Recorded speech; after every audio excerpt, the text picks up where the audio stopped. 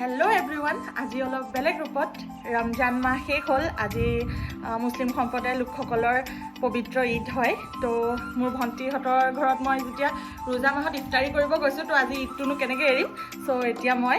সিহঁতৰ ঘৰলৈ ঈদ খাবলৈ গৈ আছোঁ চ' আজি মই এখন ট্ৰেডিশ্যনেল শাৰী পিন্ধি লৈছোঁ একচুৱেলি আপোনালোকে মোক এইটোৰ ওপৰত ইমানকৈ নেদেখে মই বেছিভাগ নিপিন্ধোঁ বাট আজি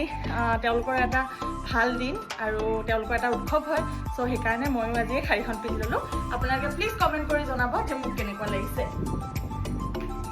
এয়া মই মামীহঁতৰ ঘৰ গৈ পালোঁ এইপিনে মামা আৰু ডাঙৰ ভণ্টীয়ে এইপিনে কাম কৰি আছে আৰু এইপিনে মামীয়ে বাচন ধুই আছে আৰু এইটো আলু প্ৰত্যেক বছৰে ইহঁতক ঈদি দিওঁ চ' এই বছৰো এয়া এনেকৈ ঈদিটো দিলোঁ